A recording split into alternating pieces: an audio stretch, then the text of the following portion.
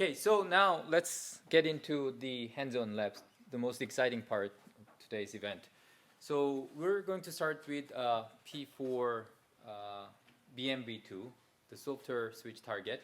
And Antonin and Vladimir are going to lead this hands-on lab session. And I hope you got the basic startup instructions about running the VM and then setting it up. But Antonin will give a brief introduction about the particular assignment, P4 coding and testing assignment that he prepared. Let's start with that. And then after that, we'll just, hang around here to help you, anybody. So this is very interactive session. Feel free to grab any of us anytime. Okay. And this BMV2 session or hands-on lab session will run until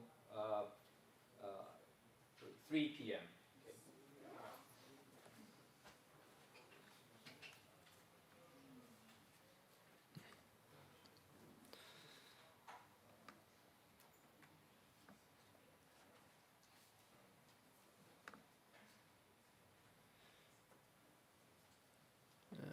Yeah, got it. Okay, so we distributed to you a VM image, which we recommend you open with a VirtualBox. On this image, essentially, you will find a basic P4 program, which is doing L3 forwarding. And what we suggest that you do in this hands-on lab is implement ECMP in P4 on top of the L3 forwarding functionality. So this is just a slide that Cheng showed at the beginning of the day. So I guess you already have this information. This as well. Okay. So questions? Or no? One quick question. Anybody having hard time running the VM? Okay, so feel free to grab us. Okay, please go ahead.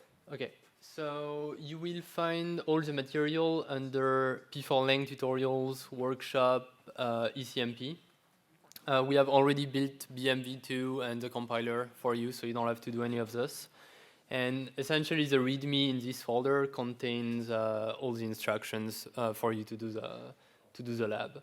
And so, as I said, we're essentially going to start from simple router.p4 and implement ECMP to load balance TCP flows across two separate paths. So I think the most interesting slide is this one. Basically, you have the BMV2 switch executable, which is going to be running your P4 program. This switch is going to connect to three VEs interfaces. And on two interfaces, it's going to be connected to host. Actually, this is all simulated. We don't have actual host here. And both of these hosts are connected to an endpoint. And then on the third interface, we're going to send TCP test packets, which by default are all going to be routed through next hop 0. But once you implement ECMP, 50% of the flows should go through one interface and 50% through the other interface. So this is the default path that you're going to start with, the default route. And you're going to implement ECMP and add a second route, and the flows are going to be distributed. And also, I'll give the link for these slides in 2 minutes if you want to download them. So yeah, as I said, two equal cost paths to the destination host. And originally, all TCP packets are forwarded out of a single port.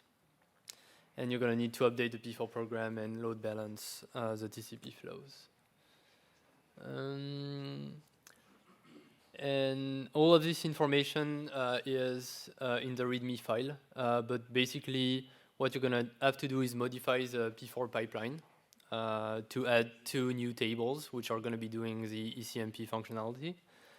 And once your data plane is ready, you're going to program this data plane using the BMV2 runtime CLI. And essentially, you're going to be needed two commands. One to add an entry to a P4 table, and there is one to set the default action of a P4 table.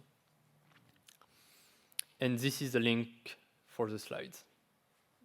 I'll bring back this slide afterwards. Yeah, and so this again is in the README, but I just wanted to cover it quickly.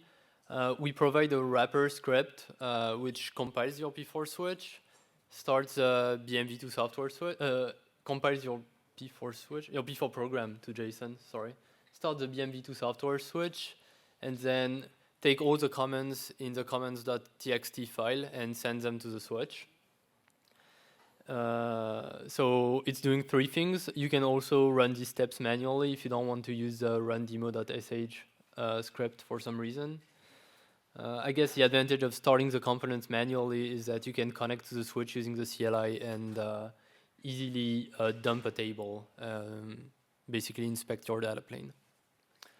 Okay, so one more time, everything is in the README. I'm going to let this slide open in case you want to download the slides to look at the topology or the instructions. Any questions?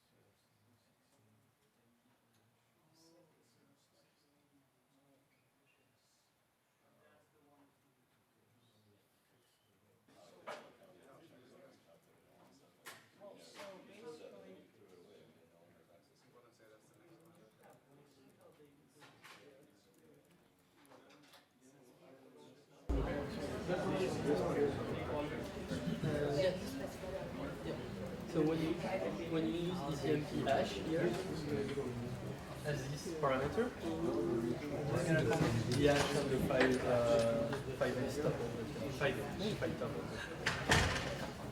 But you don't need those two.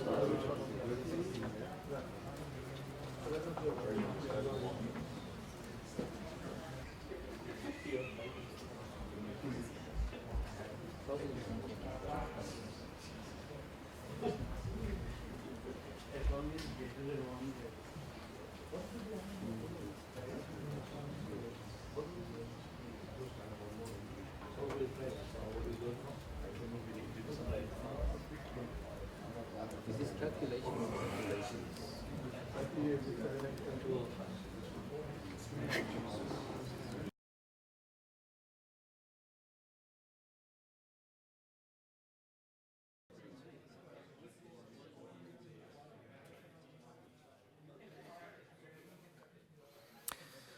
All right, everyone. I think we're ready to get started again.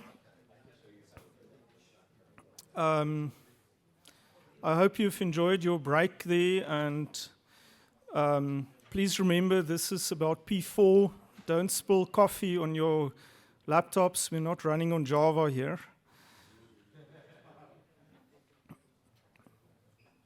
Okay.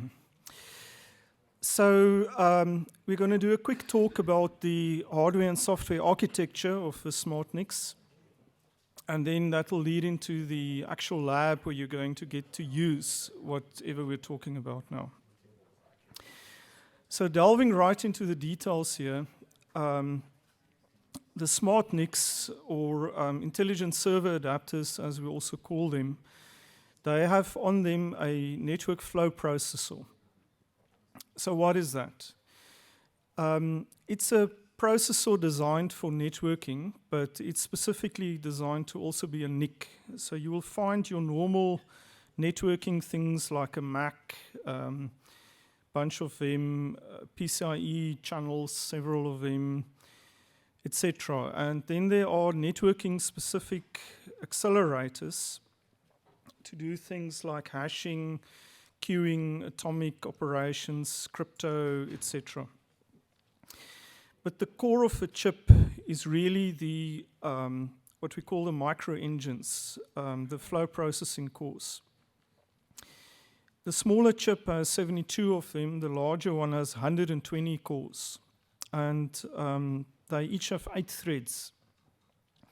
Furthermore, each of the threads can do up to 15 operations in parallel. So there's just a huge amount of parallelism in this device. And that is really what gets the high performance, high throughput at also good efficiency, low power dissipation.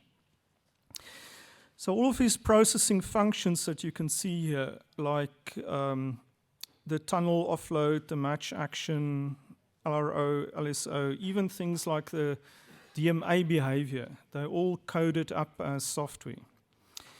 And these flow processing cores then would do whatever tunnel format you want to throw at it. Whatever match action you want to do, they can accommodate because they're so flexibly programmable. The actual tables in which they do the lookups are on chip if you want, but they can also be off chip. There's a number of DRAM channels. And this allows us to compile the P4 code or C code to native instruction set of the chip, as we saw in the earlier demo. So let's peel the onion and look exactly at how a day in the life of a packet will look here. A packet will enter the system through the network block interface, NBI. So this is not your NBI north of the SDN controller that you may be familiar with. This is actually a hardware block on the chip. So this knows enough about the traffic that it can pre-classify it and either just load balance based on whoever's available to do work, or load balance keeping a certain flow, always going to a certain place if you so want. The traffic then comes with these rings to what we call an island of cores. So we group these into islands such they can be a special type of memory shared between a set of 12 cores for better performance. Then the actual cores, the threads on the cores, they perform run to completion processing of the traffic. So that means classify, in other words, parse and match and actions, tunnel processing, QoS, whatever processing you need done. At the end, there's a reorder block. And the reason for this is that because the number of lookups can vary per packet, or the number of actions you perform, because the threads operate completely independently, that may misorder the traffic, and the reorder fixes that up to get it out in the original order. So your P4 data path, all the things we talked about this morning, like parsing, matching, and actions, they can be transformed in a fairly straightforward way to executable code for these cores. And it's then just a pool of worker threads operating on either packets coming from the network and PCIe with a load balancer, or maybe recirculated packets can also be handled that way. And the egress would again be network or PCIe after the reordering. Now, the matching is a bit more sophisticated than is indicated on the diagram, because we can do the usual things like collapse tables into fewer tables, or do things like selectively cache certain operations. So there's the ability to learn about all the microflows in the network and then skip a lot of the lookups if you are in the flow cache. But fundamentally, it's the P4 matching and actions that can be done. And because it's such a flexible chip, there are very few restrictions on what you can do in terms of the number of tables, the language features, the actions, and all that. Furthermore, we have ability to support the primitive actions implemented in C, as we saw this morning. You can extend P4 that way. So you'll go through all of this in the labs and actually do this in practice. So to put it a bit into context here, so we actually have a SmartNIC now with the firmware dynamically downloadable. The environment, though, that it's running in the typical data centers has a bunch of other things like a virtual switching or virtual routing layer, OVS or Control, for example. There's maybe OSs in the guests or in the host. There's control layers like Open Daylight, OpenStack, and so forth. The drivers are in the kernel in user mode with DPDK, etc. So that's the world that NICs are deployed in. So the question now is how does P4 fit in this? Well, we can actually go and implement the data path on the NIC using P4. We can still go and deliver packets to Linux, BSD, whatever OS there is running on the server if we want. But there are a number of other permutations that are possible. We could implement the OVS data path and be almost like the fast path below OVS, where we just do another level of fast pathing in P4. You could have the so-called handler or protocol module that we saw in the architecture slides plug into OVS, such that OVS has a first crack at doing matching, and if a certain traffic matches a certain pattern, you send it to a little bit of P4 for further processing. Conversely, you could almost do the P4 above OVS and define extended OVS behavior that way. That's what we also saw in a talk earlier today. In future, though, what we want to maybe do is to have these higher level control layers be aware of P4 directly, that you don't need to have Contrail or OVS there, that things like OpenStack, Open Daylight can speak directly with the runtime interface exposed by P4. Now, I think this hasn't been fully determined yet how things will emerge, whether P4 will go and displace these existing things or whether it will go and augment them and extend them, be alongside or below or above or some mixture like a merge. I think we'll see how that happens. But for now, for today, you're going to work more on P4 code as a standalone data path, but implement a NIC using P4. So to summarize, we have the file-based IR you saw this morning.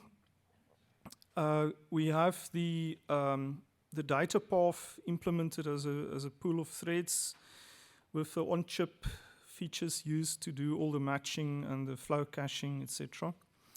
You can embed C code here. And the fundamental goal of a NIC is really to do the data path, but the control layer is still unclear, whether it'll be P4 or OVS or some mixture, and who's going to be the bottom, the top, the side, whatever arrangement you can think of here. So with that, I'll hand over to my colleague Boppy, who will explain to you how you can get started with programming these SmartNICs. Any questions?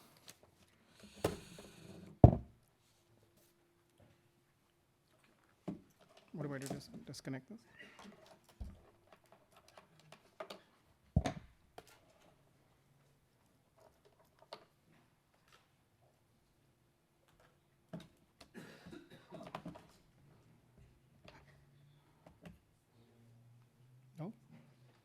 or extended.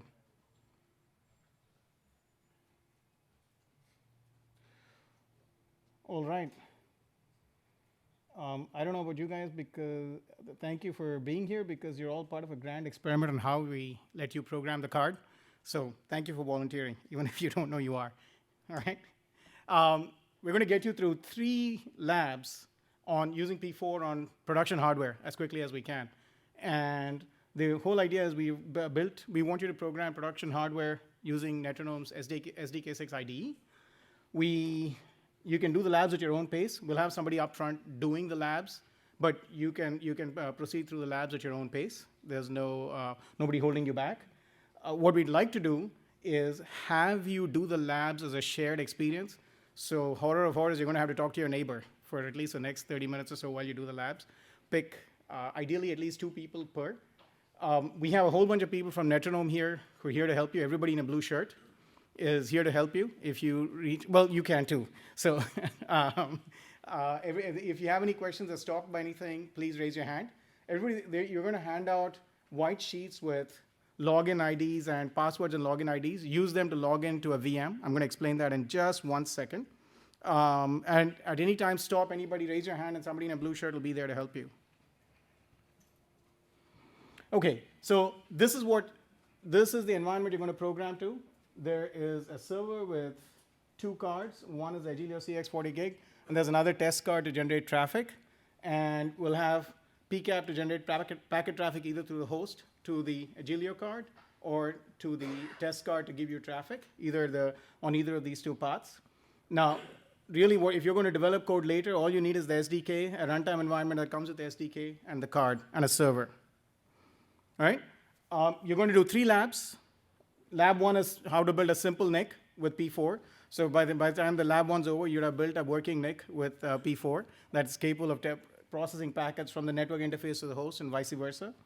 Lab 2 and Lab 3 build on that, add custom tunnels, and they also allow you to do actions in C, and you'll see that. Now what we've done, so the way this works is the code itself executes on a card that's attached to a server. You develop it on a Programmer Studio that runs on a Windows PC. And this is exactly what you're going to do. You're going to develop the code in P4 on a PC, download it to a card, run the code, generate test packets to observe the functionality, and figure out whether you did the right thing. And hopefully the people in the blue shirts can help you along the way. This is the infrastructure on which you'll be running. So we've got roughly 90 people or whoever has stayed back from the morning. And we've got 50 VMs with IDEs installed. That's if you see your white sheets, actually you guys should hand out the white sheets, please. If you see the white sheets, it'll have a VM number attached to it. You log into, 2 of you share a VM, log into the VM. Now, on the back end, we've actually got 22 servers now, 16 servers in Santa Clara and 6 servers in Pittsburgh. Okay? What you're going to do is, sometime in your lab, you're going to need hardware access. Now, this part is really important. In order to access the hardware, you'll need one of these tokens. You'll need a token with an IP address on it. That'll tell you, it'll be clear when you get to the part in the lab. So grab the token, use the IP address. When you're done, hand it back to us. There's 22 servers spread across roughly 50 IDE VMs. Does that make sense? So when you're ready to hit the hardware, ask us for a token, we'll give you one. The VMs are yours. 2 of you share a VM, basically. Any questions? Does this make sense? Anybody else? Any pair without a access? So you should have, I'm just going to grab yours for 1 second. You should have a white sheet that looks like this. It's got a VM name, it's got a password, a UID, and a password on it. And hopefully, everybody has been a good citizen and downloaded an RDP mechanism. Anybody without a VM?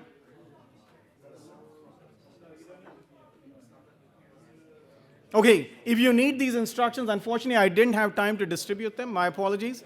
They're at opennfp.org. You can go and download these. Okay. I'm going to show you how to RDP, and I'm going to just skip through this and actually RDP into a machine. But basically, every Windows machine should have RDP ability. you should be able to you should be able to remote desktop into a server, and I'll do this on a Windows machine in a minute. Oh yes, thank you. Do not use the Stanford Visitors Network. You have to log into the Stanford network. The Stanford Visitors Network blocks outgoing RDP. So you have to log into the Stanford network and register for guest access for RDP to work. Well, this is the instructions you were given in the morning, P4 workshop, and if you're on a Mac, hopefully you did this and you have RDP, you downloaded it on RDP and our Microsoft Remote Desktop from the iTunes Store. If you haven't, okay. Any questions? Or should I keep going? Somebody wants to stop me? Okay, I'm going to. All right, so let me. So I'm going to Edwin. I'm just going to RDP into a machine.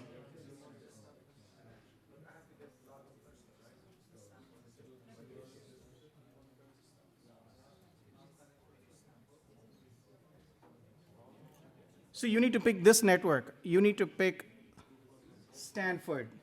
You need to pick, oh, shoot, it doesn't get, it's only an extended desktop.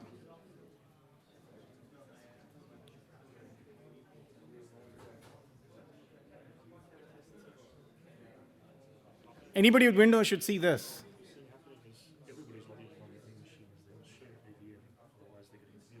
Okay. Two people can't log into the VM from two machines. One VM offers only one remote desktop at a time. So you got to pick a display screen and choose it. Two people have to share a display screen. Both of you can't log into the VM at the same time. The Windows of the backend support only one user at a time. Thank you. We have some spares. If anybody still wants their own VM, raise your hand. We have spares.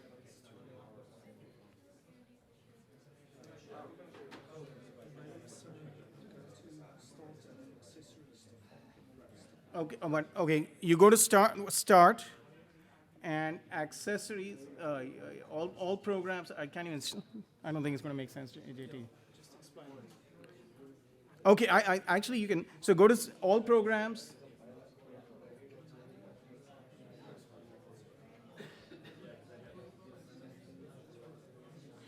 Can I have a show of hands on how many people have remote desktop up? Whoa, awesome, thank you. Way better than we thought. All right.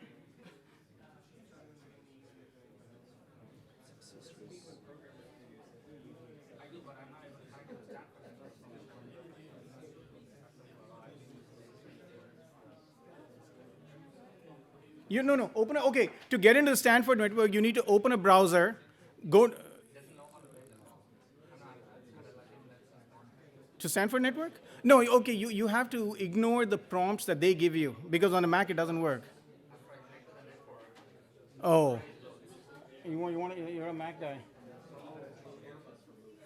How many people are connected to the Stanford network successfully? Show of hands? Okay, good enough to keep going. All right, so.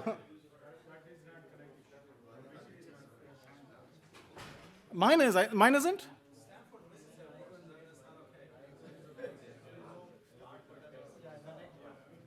No, I'm connected to the Stanford network. Okay. So here's what you should do. If you have a Windows machine, you should be seeing something like this. Okay? Hit connect.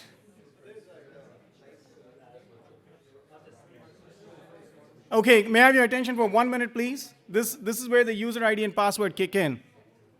If it's not on a Mac, on a PC, SDK user.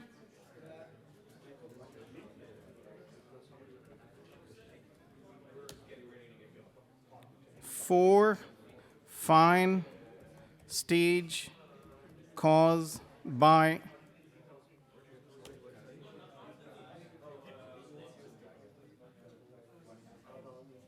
Okay, click yes, say yes to everything. It's a brand new VM. It's created just for you.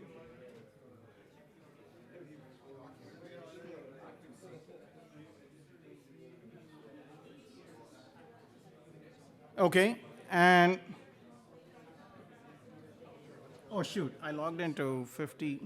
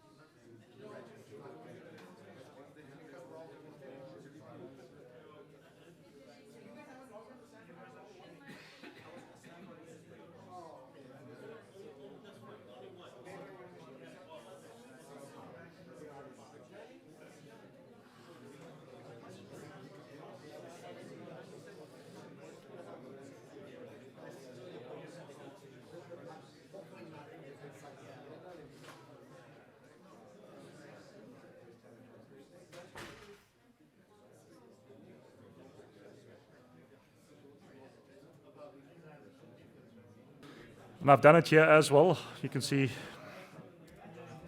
show ext0. If I show you that bridge, there's the Fortville interface on this server.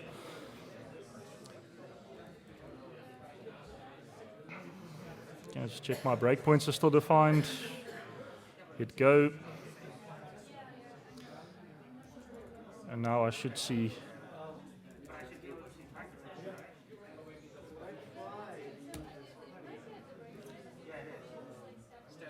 and there we've successfully hit the breakpoint we wanted to hit at the start of the parser. And we can continue to single step. Actually, what would be instructive right now is to also dump with TCP dump. Well, nothing's going to come out, so it's not that instructive. But on the other side, we're just going to drop the packet. So if we go again, we're going to stop at the start of the parser at the Ethernet parsing node. And if we go again, we'll see we hit the drop action for the packet. And then we can carry on running. And since we haven't set another packet, nothing will happen. But we can see the structure of our packet here. We can see it had these MAC addresses, and it had an ether type of 800, which is IP.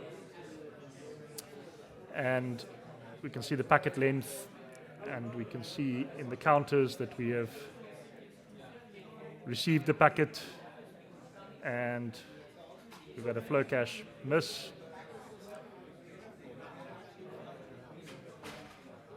I don't know why the dropped counter is not showing up. Okay, moving on.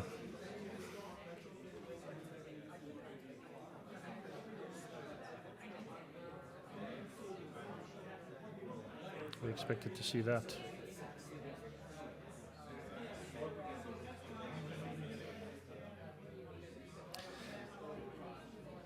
Okay, so I'm now done with this server for this moment, so I'm going to relinquish a token. Who needs a token?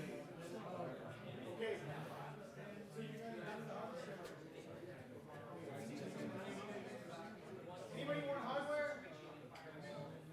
Any tokens?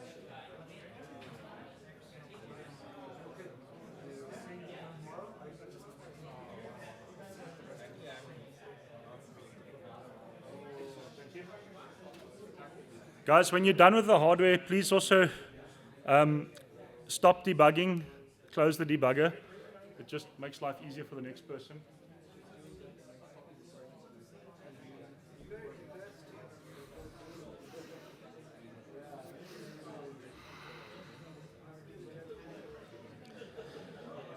Okay, so now we'd like to do something a little bit more interesting than just drop all the packets. We've seen that the packets ingress into the NIC. We've seen breakpoints fire at various stages through the P4 code, but it would be actually nice to actually forward these packets somewhere. So for that purpose, we're going to implement a forwarding action in P4, and this forwarding action just takes a simple parameter of the port it must egress, and it updates the standard metadata for the packet. It updates the egress spec, which will tell the actual NIC hardware to egress it out of a certain port. Okay, I've got a couple of... I have 2 server tokens for anybody who's... Now we've got these things available, nobody wants them. They're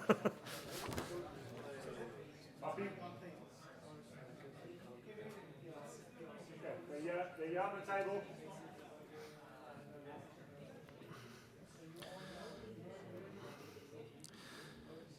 Okay, so I'm going to return to my P4 source view that we had earlier, and I'm now going to add cut and paste is giving me a nightmare today. Copy, paste, there we go, good. So there's our forward action. But now we also need to tell our match table that the forward action is a legal action as a consequence of making a match in that table. So I'm going to add that as a valid action. Pretty sure that would have been the next step in the docs. Yes. And we're actually going to do something interesting now. We're going to match on something, so we need to go and read those fields from the packet. Well, actually, in this case, it'll be from the metadata because we're just looking to match the port. So we just declare that this table reads this field and matches on it. Does an exact match on this field.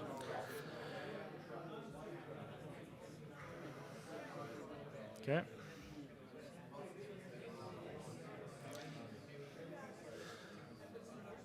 So now at this point we've got a table that can do 2 outcomes. If nothing happens, the default rule fires and we'll still drop the packet as we did in the initial example.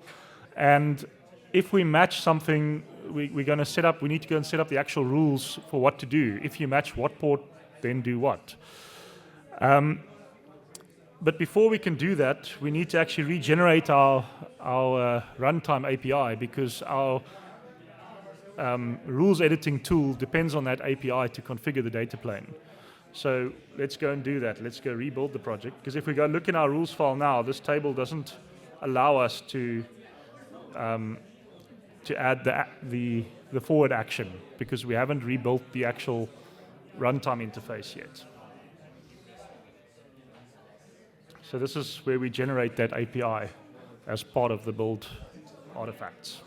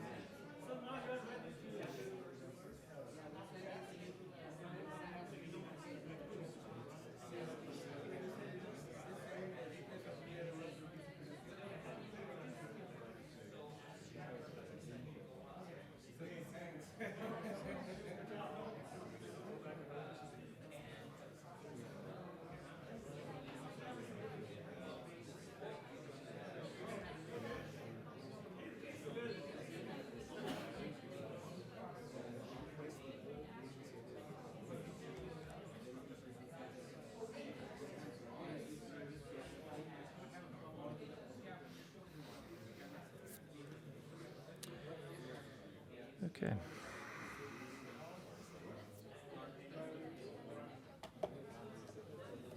Are you done with that? Anybody need a token? Nice. If anybody's in lab 2, we got 2 servers to spare.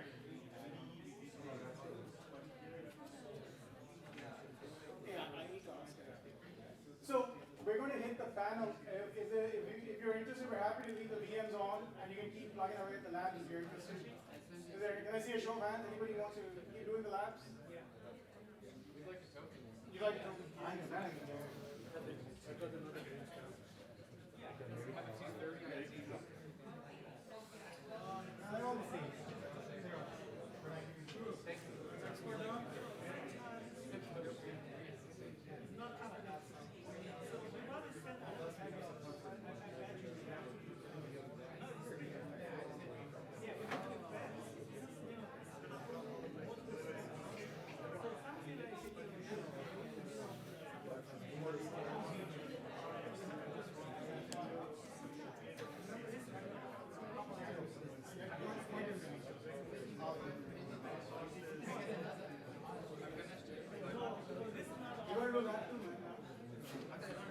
So at this point, our API has been regenerated, and we can now add rules to our table with the forward action as a result of the match.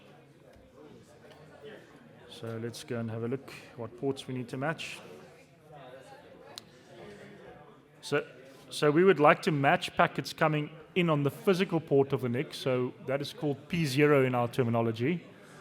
And we'd like to send it out over PCIe to a DPDK app or whatever is listening on the NIC on the host side, on the virtual function.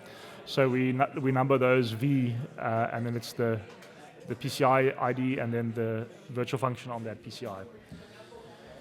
So let's do that. So we're going to match on, we're going to add a rule that matches on P0, and we're going to forward that.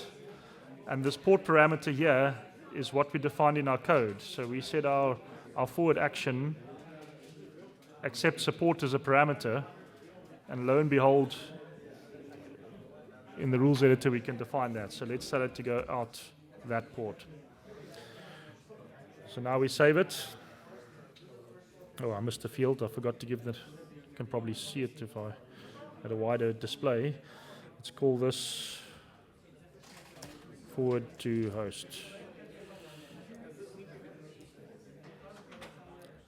Okay, so we do need to provide a name for the rule. Which field have I left out now? Forward to host. It's just something I'm not seeing. No, it looks like I've got everything. Stack match P0 forward.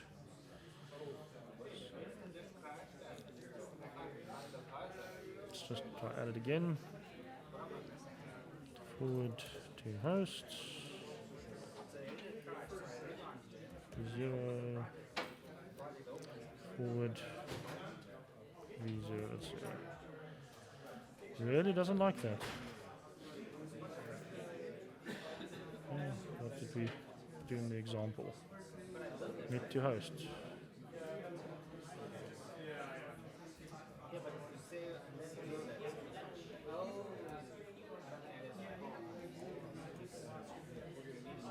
Match on P0.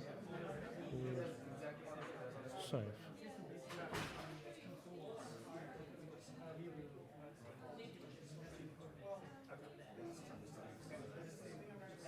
The default is drop. Oh, I see. I accidentally changed the default earlier. Okay, that's true. There we go. Okay, now I've saved it.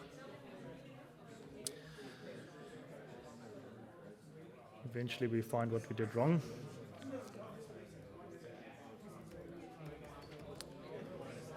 Okay.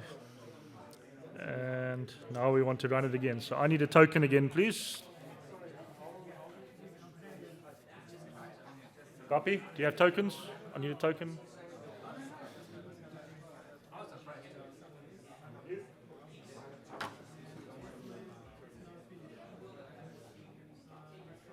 Guys, remember to actually go and change your hardware address when you change tokens.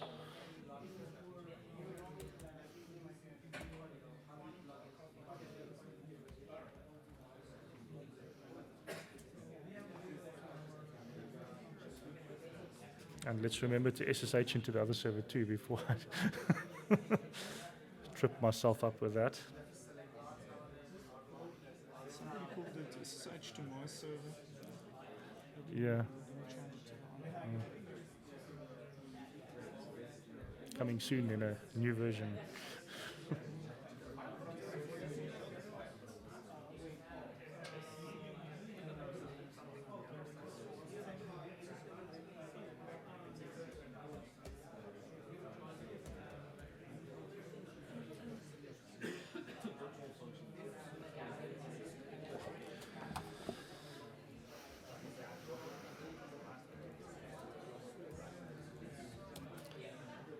Okay, so now we also into the correct server there, and with any luck our build is finished.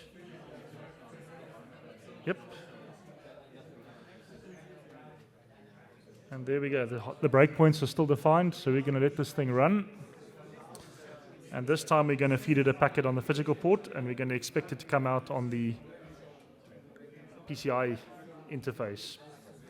So we need 2 SSH windows so that we can see this all happening. So here's the one.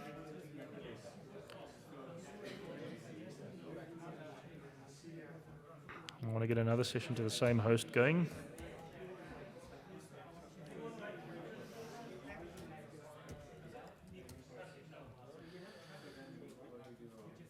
Okay, so we're going to then dump the traffic on the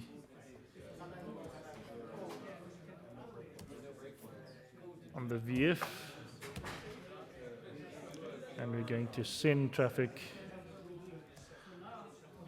Let's just check that that bridge is configured again on this server. Yes, it is. So let's send traffic here.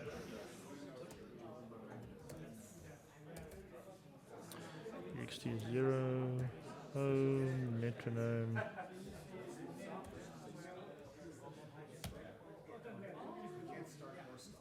Okay, and it didn't come out yet because we still have our breakpoints defined. And we've hit our breakpoint. So now if we step through the code, and subsequently we hit again the breakpoint at the start of the Ethernet parsing, and we expect to not hit the drop action this time. So I expect to, when I push play again, nothing's going to happen, except magically, with any luck, oopsie, wrong SSH terminal. There's our packet. So there we go. We've built a NIC. Lab 1 concluded. Again, we can have a look at the counters. Oh, I know why I didn't see the counter update earlier, because I forgot to stop the debugger.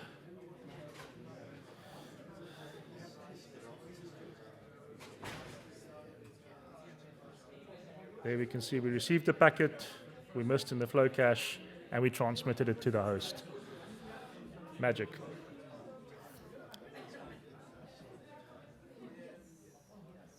Okay, that's the end of lab 1. Token returning to pool. Who's on lab 2 already? Who's on lab 3? There's a couple on lab 2. Okay. So I think I've at least caught up. Okay, so let's go find the document for lab 2.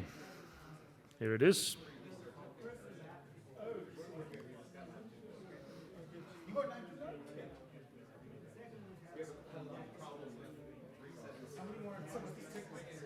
So I'm going to close the document file. Sorry, I got such a small screen resolution here. You need to just put things away when you're done, otherwise you lose track of what you're doing. Okay, let's just also close this one. Okay, so we've got our Programmer Studio running, and we've got the instructions for the next lab. Okay, stop the debugger. So all of these labs build on from each other, so you can just continue with the sources that you already have loaded and the project that you already have loaded. So lab 2 is where things get a bit more interesting. The whole purpose of P4 is to be able to match arbitrary headers and new protocols that we don't know yet. So let's define a new protocol and define the parser for matching it and do some interesting things with it. So that is the subject of the second lab. We're going to build a custom tunnel type.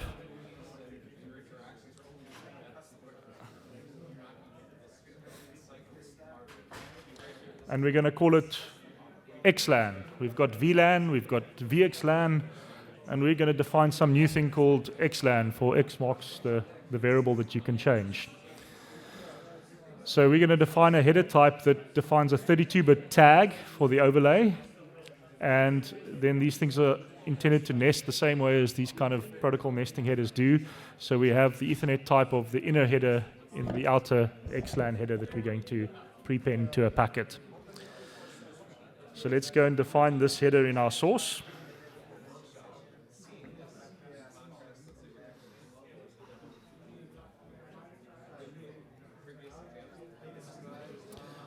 So we can be neat and we can define it here after the Ethernet header.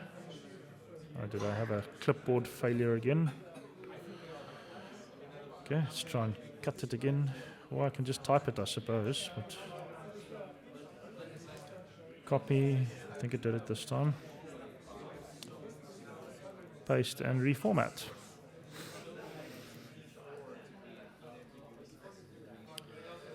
Okay, and then we need to instantiate this header.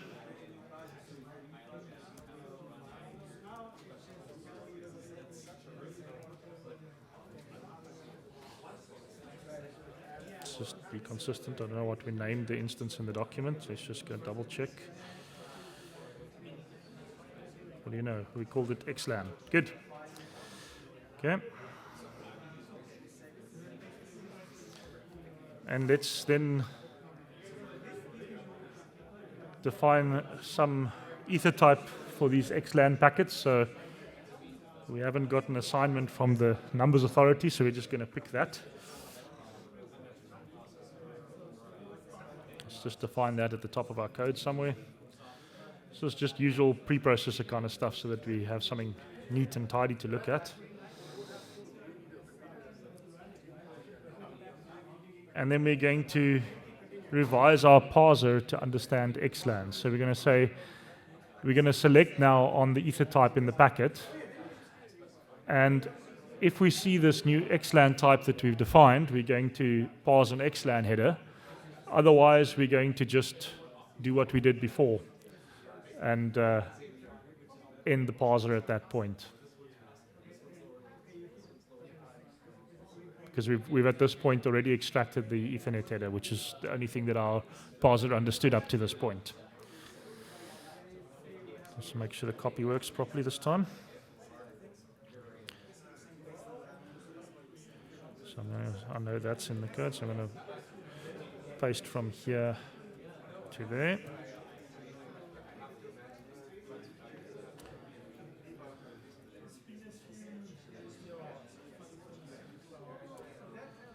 So, oh, come on. Okay. Let's try again. Cut and paste is giving me grey hairs.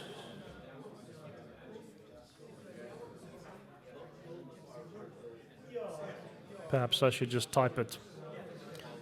I have two. There we are.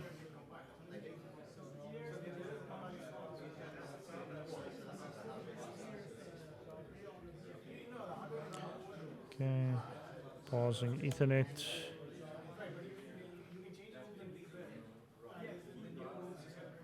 That's with the clipboard. Okay, let's type it.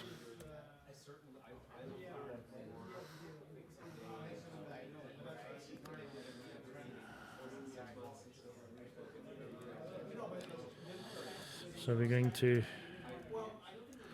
turn select on ether type, but on the Ethernet headers, ether type, I think we call it E-type, so E-type like this.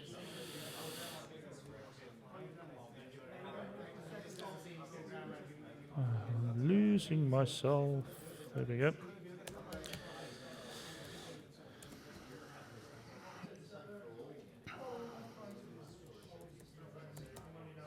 Is it just the name of the case? So it's XLAN E-type. Now we want to return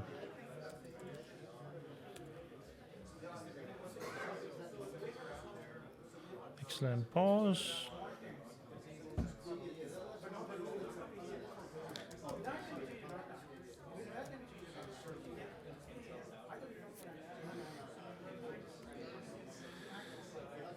Okay, and then we want our actual XLAN parser.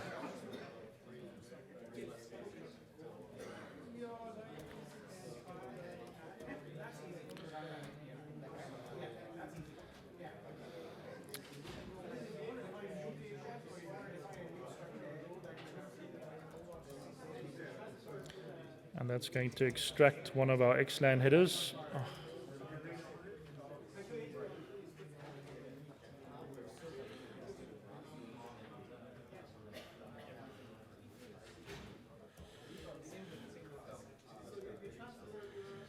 extract xlan, let's call that. Then we're going to return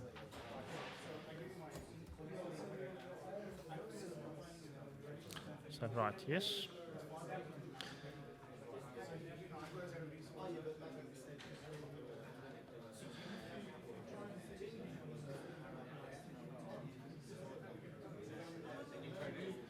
Where do we define this in cap? There we go.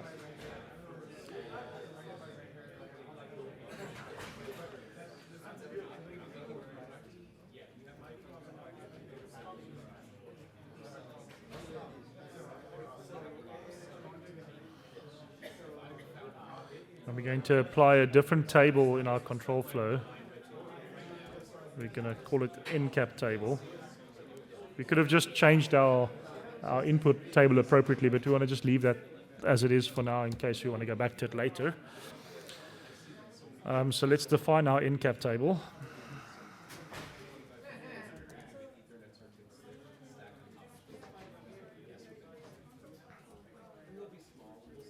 Cut and paste is not working on this laptop. You can't. No, it's... Because it's in the Windows machine. No, but it was working before. On the lab one it was working, so I'm not sure why. We have to end in 3 minutes. So it looks like I'm not going to get through the lab, but I'll try. So, I just want to spend 2 minutes. If you go to the last file in my presentation, you just say go here and download, or if you want, we can do submission. Do you want to say it, or? You can do it. Okay, just show me where I closed your presentation, so I must just find it. Just give me... Oh, now the cut and paste worked. Can you believe it?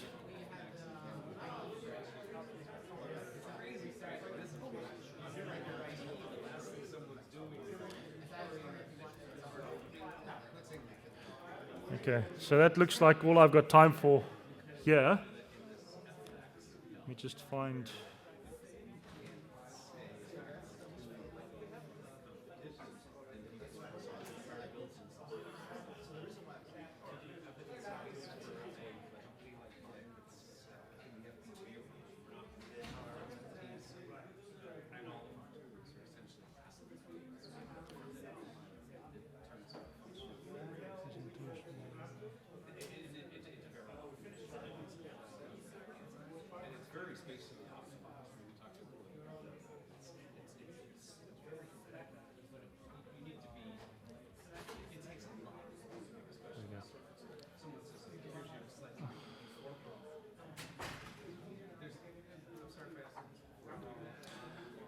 Okay, guys, so we're out of time. You guys can get all of the lab materials on openNFP.org. So I encourage you guys to, in your own time, go take a look at that. The VMs we're going to leave. Bapi, how long are we going to leave them on? Bapi? The VMs? How long are we leaving them on? Let me just see it. Can I see a show? Is anybody interested in using the VMs for another hour or so? Anybody interested at all? Okay. We can leave them on and access to the hardware if you want to continue with that free. Anybody? If you guys want to keep playing at home tonight, we can leave the stuff on, is what we're saying. If you want access, just drop us a note at OpenNFP, and we'll be happy to set this up for you. Just reach out to me or to any of your KT or anyone. We'll give you access from your workspace. So you can run these labs again if you're interested. All right.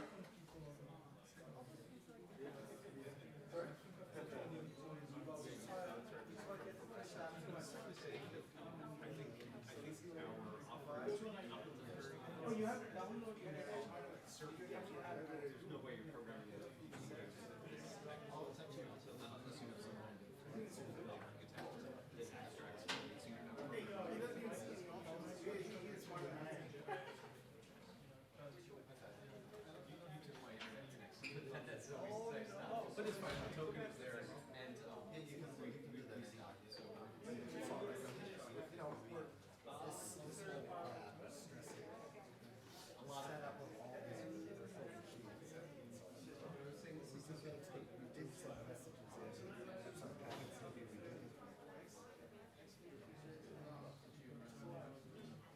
Okay, so one last time, if you want to go home and do it, give us a buzz. We'll set up access for you.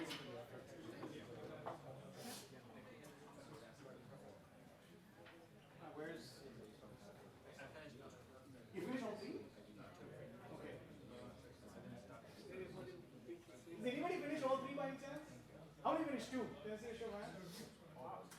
I didn't even finish all three. Pretty cool. Thank you.